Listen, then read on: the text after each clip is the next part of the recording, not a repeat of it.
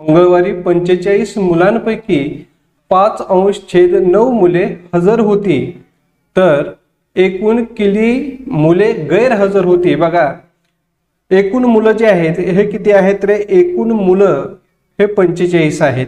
बघा, एकूण मुले किती आहेत? एकूण मुले जे आहेत हे 45 मुले आहेत. बघा, 45.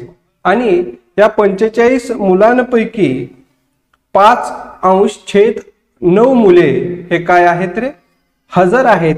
मग हजर मुलांचं जर प्रमाण काढायचं असेल तर आपल्याला काय करावं लागेल? 45 याचे 5/9 म्हणजे किती होतात हे अगोदर काढून घ्यावं लागेल.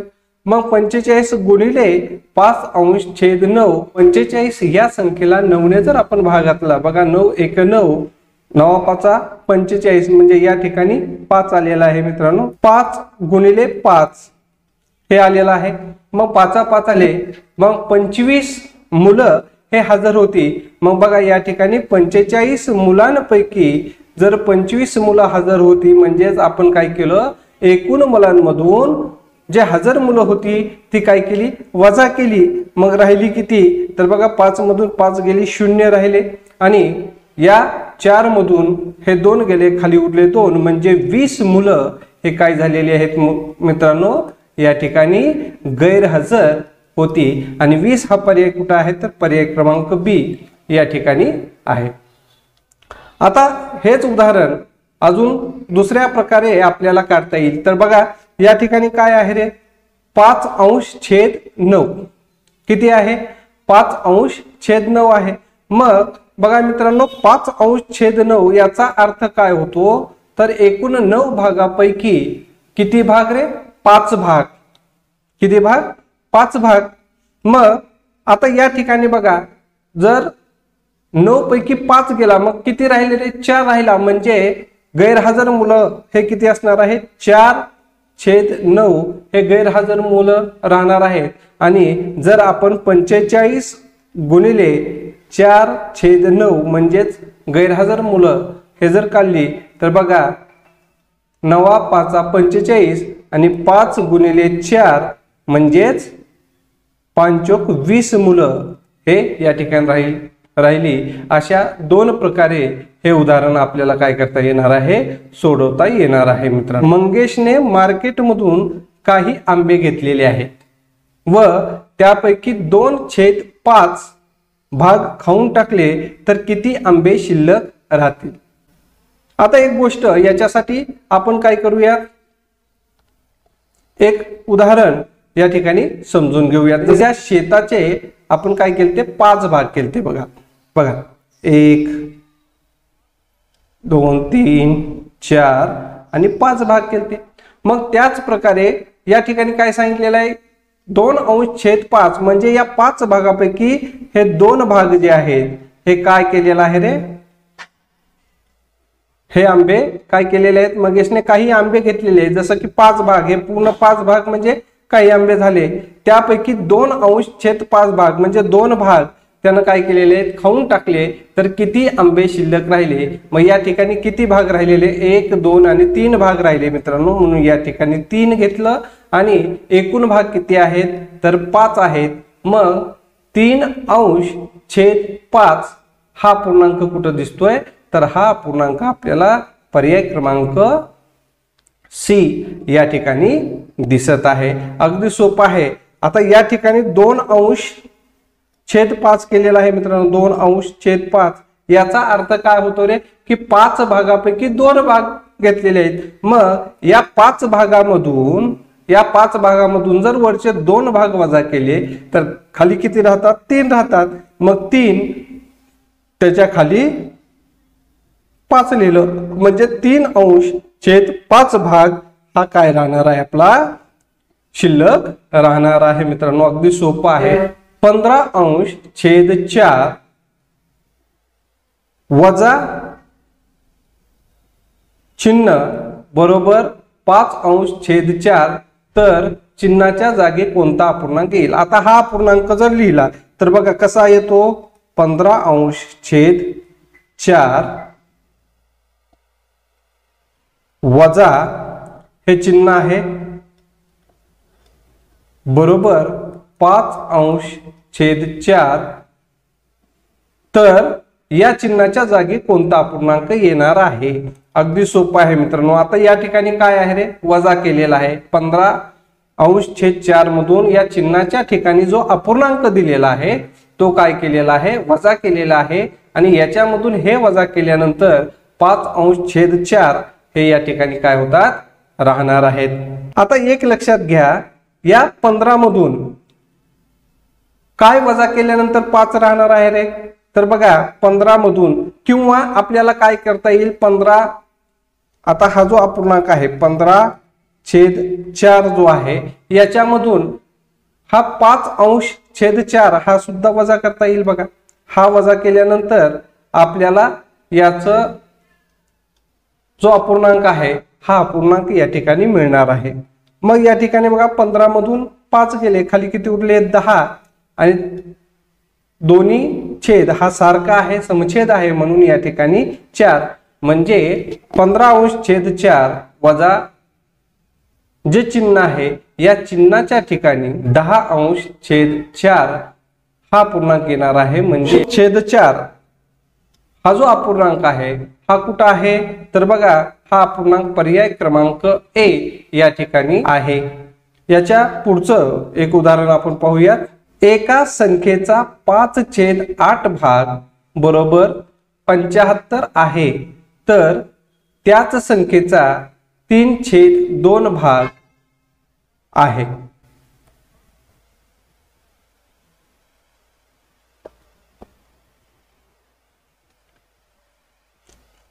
आता बघा एक संख्या आहे, काय आहे रे, एक संख्या आपल्याला माहित नाही, ठीक आहे.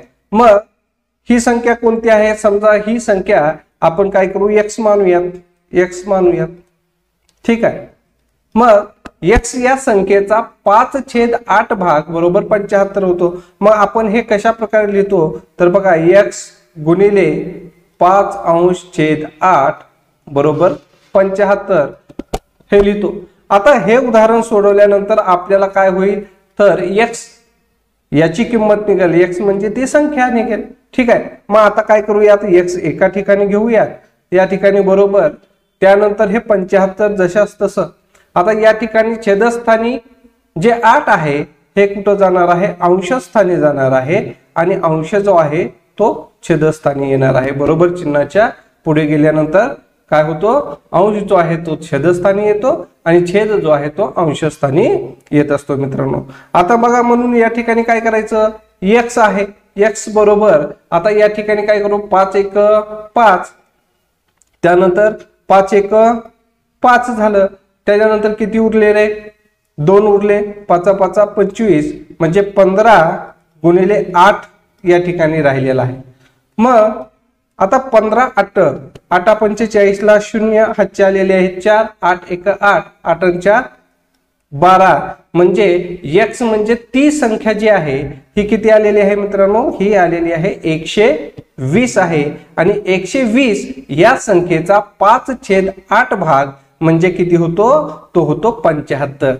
आता मग त्याच संख्येचा म्हणजे कोणत्या रे, तर 120 या संख्येचा 3/2 भाग, या ठिकाणी काय विचारलंय मित्रांनो, 3/2 भाग आहे. मग 120 या संख्येचा आपल्याला काय करायचा आहे, 3/2 भाग किती होतो तो या ठिकाणी काढायचा आहे. मग या ठिकाणी काय करावं लागेल, 2 ने बे 12, मग 60 गुणिले 3 हे जर केलं तर बघा 6×3 18 आणि 0 0, म्हणजे 120 चा जो 3/2 भाग आहे हा भाग किती आलेला आहे, 180 आलेला आहे. आणि 180 हा जो पर्याय आहे हा पर्याय कुठे येतोय मित्रांनो, तर हा पर्याय क्रमांक 180 हा डी या ठिकाणी आहे. म्हणून याचं उत्तर हे पर्याय क्रमांक डी हे असणार आहे. एका भांड्यात 100 लिटर पाणी मावते, बघा त्या भांड्यात 25 लिटर पाणी ओतले तर त्या भांड्यात कितवा हिस्सा पाणी आहे. बघा अगदी सोपं आहे, आकृतीचे एकूण किती भाग केलेले आहेत तर 4 भाग केलेले आहेत आणि 4 भागापैकी समजा हा एक भाग काय केलेला आहे आपण रंगवलेला आहे, मग एक भाग रंगवला म्हणून आपण काय लिहितो इथं 1 लिहितो, म्हणजे 4 भागापैकी एक भाग, बरोबर आहे की नाही। तसंच दुसरी एक आकृती या ठिकाणी आपण पाहूयात।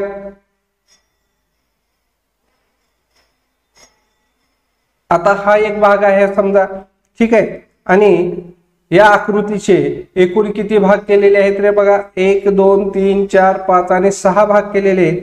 मग या ठिकाणी 6, त्यापैकी किती भाग रंगवलेले आहेत, एक भाग रंगवलेला आहे। अगदी त्याच प्रकारे एक भांड आहे, हे भांड आहे आणि या भांड्यामध्ये किती पाणी मावतं मित्रांनो 100 मावतं। मग 100 लिटर पाणी मावते आणि त्या भांड्यात 25 लिटर पाणी ओतलेले आहे। बघा भांड कसं आहे रिकामे आहे, मग या ठिकाणी 100 लिटर पाणी या भांड्यामध्ये मावते आणि त्याच्यामध्ये किती लिटर पाणी ओतलेलं आहे रे तर त्या ठिकाणी बघा 25 लिटर पाणी ओतलेलं आहे, बरोबर। 100 पैकी किती आहे 25 लिटर पाणी ओतलेलं आहे। मग याच्यापासून कोणता अपूर्णांक तयार होतो हे आपल्याला या ठिकाणी विचारलेलं आहे। मग या ठिकाणी काय करायचं रे तर 25 एक 25 आणि 25 चोक 100 म्हणजेच या ठिकाणी 1/4 हे याचं काय असणार आहे उत्तर असणार आहे मित्रांनो।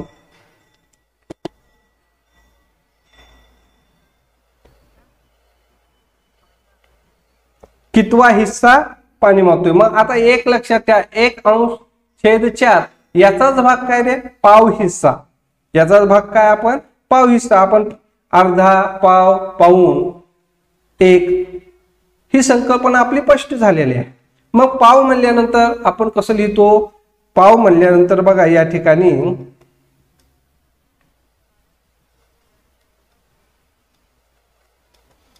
पाव ज्या वेळेला म्हणतो त्यावेळेला आपण काय लिहितो 1/4 किंवा त्यालाच आपण 0.25 अशा प्रकारे पाव भाग जो आहे तो काय करत असतो आपण लिहित असतो। मग या ठिकाणी आपल्याला 1/4 हा भाग किंवा हा पर्याय या ठिकाणी दिलेला आहे, म्हणून आपण 1/4 हा पर्याय क्रमांक बी या ठिकाणी घेतलेला आहे।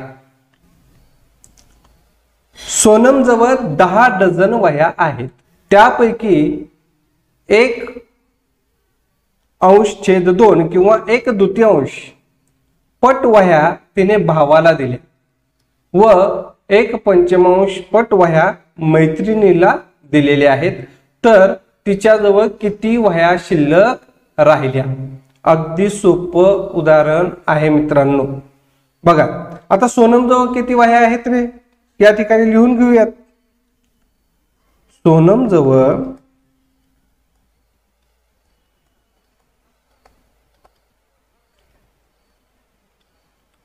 10 डझन वह्या आहेत, 10 डझन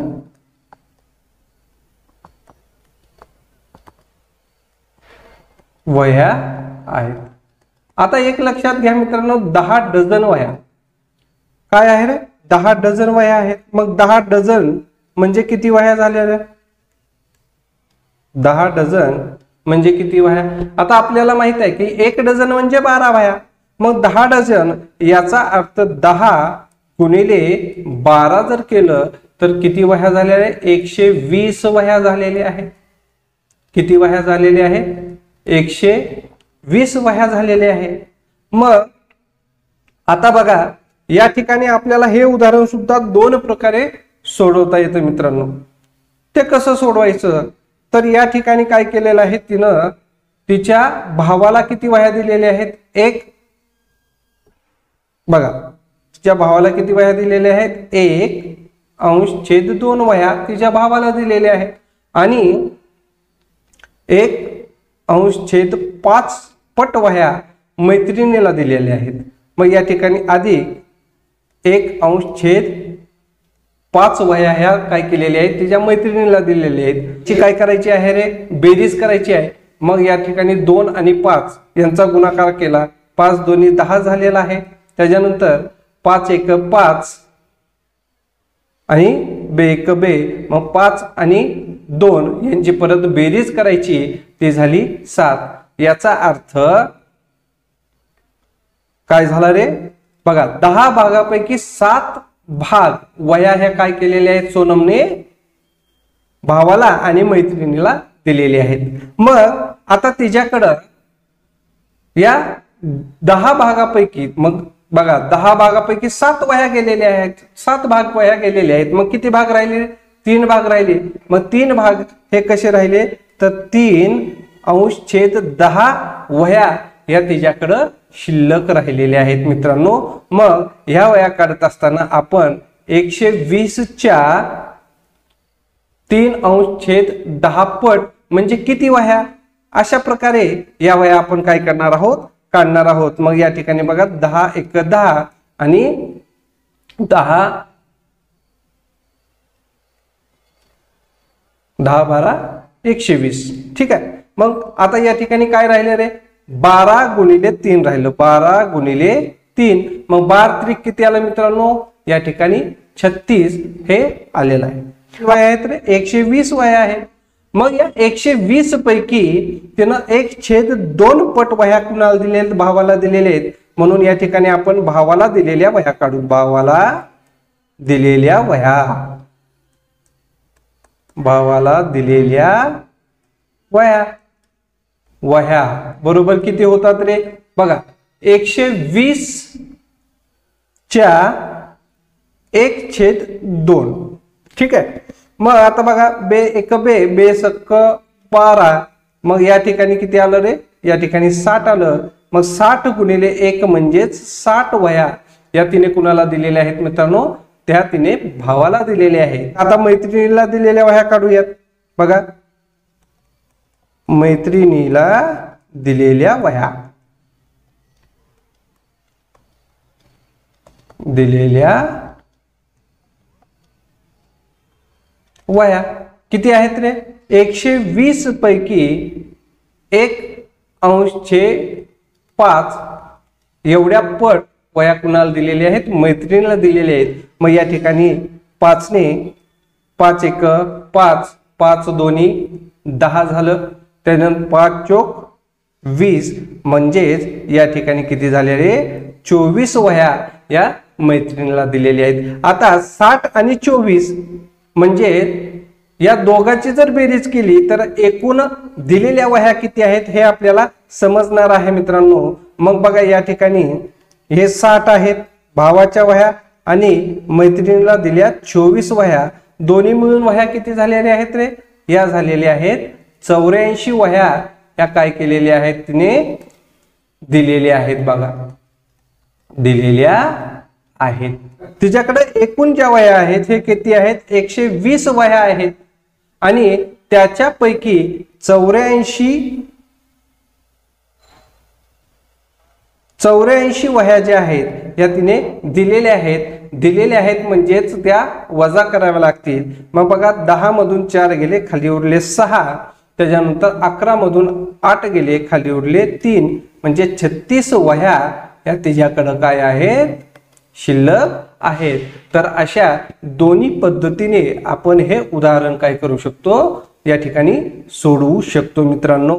एका बागेत एकूण 60 झाडे आहेत. त्यापैकी 1/3 झाडे आंब्याची व 1/2 झाडे नारळाची व उरलेली झाडे फणसाची आहेत.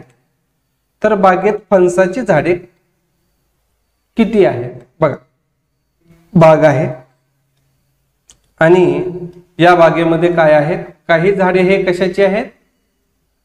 आंब्याची आहेत. काही झाडे ही नारळाची आहेत आणि काही झाडे ही फणसाची आहेत. मग आपल्याला आंब्याची झाडे दिलेली आहेत, नारळाची झाडं दिलेली आहेत आणि फणसाची झाडं हे काढायची आहेत. मग हे उदाहरण सुद्धा आपल्याला 2 प्रकारे काढता येते मित्रांनो. आता बघा या ठिकाणी 3 प्रकारची झाडं आहेत. कोणकोणती झाडं आहेत? तर बघा आंब्याची 1/3 झाडे हे कशाची आहेत रे? हे आंब्याची झाडं आहेत. आंब्याची झाड.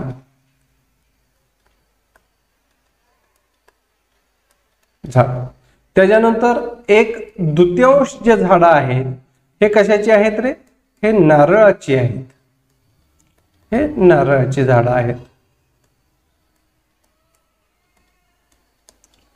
आणि आपल्याला फणसाची झाडं हे या ठिकाणी काढायची आहेत. मग आपल्याला 2 झाडं माहित आहेत मित्रांनो, एकूण झाडं आपल्याला माहित आहे. मग आता काय करूया, ह्या 2 झाडांची जर आपण बेरीज केली तर बघा 1/3 अधिक 1/2. आता बघा अगदी सोपं आहे मित्रांनो. ज्या ज्या वेळेला अशा प्रकारे 1 असेल ना, अगदी सोपं उत्तर आहे. काय करायचं रे, हा जो छेद आहे याचा सर्वात अगोदर गुणाकार करायचा. बघा मित्रांनो किती झाला, 3 2 6 झाला. आता खालीच तर आलं म्हणजे एकूण भाग सगळे मिळून झाडं जे आहेत त्या झाडाचे भाग जे केले ते किती आहेत तर 6 भाग केलेले आहेत. आणि नंतर काय करायचं, 3 आणि 2 यांची बेरीज करायची मित्रांनो. 3 आणि 2 यांची बेरीज करायची, किती झाली, 5 झाली. बघा अगदी सोपं आहे. म्हणजे 6 भागापैकी 5 भाग झाडं जे आहेत आंब्याची आणि नारळाची झाडं आहेत. आता याच्यातली उरलेली जी झाडं आहेत ती कशाची असणार आहेत, ते असणार आहेत फणसाची. मग बघा 6 भागापैकी, या 6 भागापैकी हे 5 भाग काय केले, वजा केले. 6 पैकी 5 भाग वजा केले, खाली किती उरला, 1 भाग उरला. म्हणजेच या ठिकाणी 1/6 भाग झाडं ही कशाची असणार आहेत, हे असणार आहेत फणसाची. हे असणार आहेत फणसाची. मग आता एकूण झाडं किती आहेत मित्रांनो, बघा या ठिकाणी एकूण झाडं आपल्याला दिलेली आहेत. एकूण झाडं किती आहेत, 60 झाडं आहेत. म्हणून या ठिकाणी आपण 60 घेतलं आणि त्याचा 1/6 भाग आपल्याला काय करायचा आहे, काढायचा आहे. म्हणजे आपल्याला फणसाची जी झाडं आहेत ही झाडं या ठिकाणी भेटून जाणार आहेत. मग बघा या ठिकाणी काय केलं, 6 × 6 6 × 6 0 0. मग 10 × 1 म्हणजेच किती आले, 10 आले. याचा अर्थ फणसाची जी झाडं आहेत हे किती आहेत मित्रांनो, हे 10 आहेत. आणि 10 हा पर्याय क्रमांक A या ठिकाणी आहे. आता हे जे उदाहरण आपण सोडवलं हे अजून एक दुसऱ्या पद्धतीने सुद्धा आपल्याला काय करता येईल, हे सोडवता येईल. तर ते पद्धत कशी आहे हे आपण या ठिकाणी पाहूयात. आता बघा सर्वात अगोदर काय करूयात, आपण एकूण झाडं लिहून घेऊयात. बघा एकूण झाडे,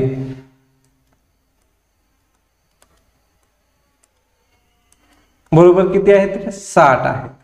आता या 60 झाडांपैकी बघा त्यापैकी म्हणते काय म्हणते, त्यापैकी 1/3 झाडे आंब्याची आहेत. मग या ठिकाणी आपण आंब्याची झाडं काढून घेऊयात. बघा आंब्याची झाडे, आंब्याची झाडे. आता आंब्याचे झाडे किती आहेत तर एकूण जे झाडं आहेत त्याच्या 1/3 पट झाडं हे आंब्याचे आहेत. मग या ठिकाणी काय करूया, 3 × 1 3 आणि 3 2 6 म्हणजे 20 आलं. 20 × 1 म्हणजेच 20 झाडं ही कशाची आहेत मित्रांनो, आंब्याची आहे. आता आपल्याला काय करायचं आहे, नारळाची झाडं काढून घ्यायची आहेत. म्हणून या ठिकाणी नारळाची झाडे, नारळाची झाडे, बरोबर. पण नारळाची झाडं किती आहेत रे, 1/2 आहेत. मग एकूण झाडांच्या 1/2 झाडं ही काय आहे, ही नारळाची झाडं आहेत. मग या ठिकाणी परत आपण बघा 2 पे आणि 2 6 म्हणजे 30. या ठिकाणी 30 झाडं कशाची झाली रे, नारळाची झाडी. आता आंब्याची आणि नारळाची झाडं यांची बेरीज केली आणि एकूणातून जर वजा केली तर राहिलेली फणसाची झाडं असतील. मग बघा या ठिकाणी 20 काय आहेत रे, 20 हे आंब्याची झाडं आहेत अधिक 30 ही काय आहेत, नारळाची झाडं आहेत. हे सर्व मिळून किती झाली, 50 झाडं झालेली आहेत. ठीक आहे. आणि एकूण झाडं किती आहेत मित्रांनो, एकूण झाडं जे आहेत ते आहेत 60 झाडं. आणि त्यापैकी नारळाची आणि आंब्याची मिळून किती झालेली आहेत, 50 झाडं झालेली आहेत. मग बाकीचे राहिलेली जी झाडं आहेत ही काय आहेत रे, ही फणसाची झाडं आहेत. मग एकूण झाडामधून नारळाची आणि आंब्याची ही टोटल झाडं काय करूया, मायनस करू. राहिलेली झाडं ही कशाची असणार आहेत, फणसाची असणार आहेत. मग 10 ही काय झाली, फणसाची झाडं झालेली आहेत. फणसाची झाडं झालेली आहेत. मग हा 10 पर्याय कुठं आहे, तर पर्याय क्रमांक ए या ठिकाणी हा 10 पर्याय आहे मित्रांनो. त्याच्यानंतर पुढचं जे उदाहरण आहे हे उदाहरण आपण या ठिकाणी पाहूयात. तर बघा हे जे उदाहरण आहे हे काय आहे, 17°/24 लहान आहे @अंश/7. तर @च्या जागी पुढील पैकी कोणता अंक येईल. अगदी सोपं उदाहरण आहे मित्रांनो. कालच आपण ज्या वेळेला अशा प्रकारे भिन्न छेद अपूर्णांक असेल त्यावेळेला हे उदाहरण कशा प्रकारे सोडवायचं हे आपण शिकलेलो आहोत. मग बघा या ठिकाणी काय करायचं आहे मित्रांनो, अगदी सोपं आहे. 17×7 म्हणजे या ठिकाणचा अंश आणि दुसऱ्या अपूर्णांकातील छेद यांचा काय करायचा आहे, गुणाकार करायचा आहे. ठीक आहे. आणि या ठिकाणी 24 गुणिले @ या दोन्हीचा गुणाकार करायचा आहे बघा. ठीक आहे. हे दोन्ही कशा आहे, हे सारखं नाही आहे की नाही, म्हणजे ठीक आहे. आता आपण काय करूयात बघा, 17×7 याचा गुणाकार करून घेऊया. 17×7 मग बघा 7 7 49 ला 9 हातचे आलेले आहेत 4 आणि 7 1 7 7 आणि 4 11 झाले. मग या ठिकाणी 119 हे उत्तर या ठिकाणी आलेलं आहे मित्रांनो. आता हे जे 119 उत्तर आलं हे कसं आहे रे, हे लहान आहे आणि इकडे येणारं उत्तर हे कसं असणार आहे, मोठं असणार आहे. म्हणून या ठिकाणी आपण काय करूया, 24च्या ठिकाणी जर 1 ठेवलं तर उत्तर 24च येणार आहे मित्रांनो. मग आपण काय करू, ह्या ठिकाणचा जो पर्याय आहे या पर्यायामधील 7 हे या ठिकाणी ठेवूयात. मग बघा 24×7 जर आपण या ठिकाणी ठेवलं, बघा 24×7 जर ठेवलं तर बघा 7 चौक 28 ला 8 हातचे आलेले आहेत 2 आणि 7 दोन्ही 14 15 ने 1 16 म्हणजे 168 हे या ठिकाणी येतं. म्हणजे या ठिकाणी गुणिले 7 जर ठेवलं तर 119 आणि या ठिकाणी 168 येतं. म्हणजे या ठिकाणी अशा प्रकारे आपण 168 ला मोठं दाखवू शकतो. किंवा हे जे चिन्ह आहे ते केव्हा खरं होतं, ज्या वेळेला या ठिकाणी आपण 7 हा अंक ठेवतो. ठीक आहे. त्याच्यानंतर 24 आणि 4 यांचा गुणाकार करून जर संख्या ठेवली असती तर बघा 24×4 4 चौक 16 ला 6 चाला 1 4 दोन्ही 8 8 आणि 1 9 म्हणजे 96 म्हणजे हे सुद्धा लहान आहे. मग त्याच्यासाठी 119 पेक्षा मोठी संख्या आपल्याला हवी आहे. म्हणून या ठिकाणी पर्यायामध्ये 7 हा अंक ठेवावा लागेल. 7 अंक ठेवल्यानंतर 168 येतं. म्हणून याचं उत्तर हे पर्याय क्रमांक बी हे असणार आहे. बघा विद्याने एका चिक्कीचा 3/8 भाग चिक्की खाल्ली. महेशने त्याच चिक्कीचा 1/4 भाग चिक्की खाल्ली तर किती चिक्की उरली आहे. बघा आता एक चिक्की म्हणत आहे की नाही, आणि एका चिक्कीचा किती भाग खाल्ला रे, कोण खाल्ला, विद्याने. ठीक आहे. विद्याने किती खाल्लेला आहे, 3/8 भाग खाल्लेला आहे. ठीक आहे. आणि महेशने किती खाल्लेला आहे, बघा महेशने 1/4 भाग खाल्लेला आहे. मग आता या दोन्हीची जर बेरीज केली तर राहिलेला भाग जो असणार आहे हा काय असणार आहे, उरलेली चिक्की असणार आहे. मग या साठी आपण काय करू, विद्याने आणि महेशने खाल्लेले चिकी यांची बेरीज करून घेऊया. मग बघा 3/8 अधिक 1/4 यांची काय करून घ्यायची आहे, बेरीज करायची आहे.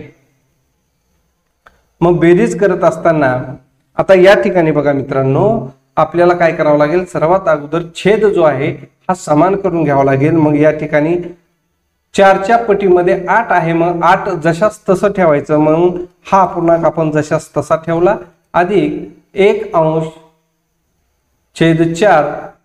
या ठिकाणी 4च्या ठिकाणी जर 8 करायचं असेल तर या 4ला आपल्याला काय करावं लागेल, 2 ने गुणावं लागेल. म्हणून या ठिकाणी 2 ने गुणूयात. मग या ठिकाणी काय होतं मित्रांनो, 3/8 अधिक या ठिकाणी 2/8 झालेला आहे, बरोबर 3 आणि 2 या ठिकाणी 5, दोन्ही छेद सारखे आहेत म्हणून या ठिकाणी 1, म्हणजेच या ठिकाणी 5/8 एवढी चिक्की काय केलेली आहे, खाल्लेली आहेत. मग या ठिकाणी जर बघितलं तर एकूण भाग किती आहेत मित्रांनो, 8 भाग आहेत. या 8 भागापैकी 5 भाग चिक्की जी आहे ही काय केलेली आहे रे, खाल्लेली आहे. म्हणजेच किती भाग उरलेली आहे, 3 भाग उरलेली आहे. मग हा 3 भाग जो उरलेला आहे तो आपण कसं दाखवणार आहोत, तर एकूण भाग 8 आहेत, त्यापैकी उरलेला भाग हा 3 असणार आहे. म्हणून या ठिकाणी 3/8 भाग चिक्की जी आहे हे काय झालेली आहे, उरलेली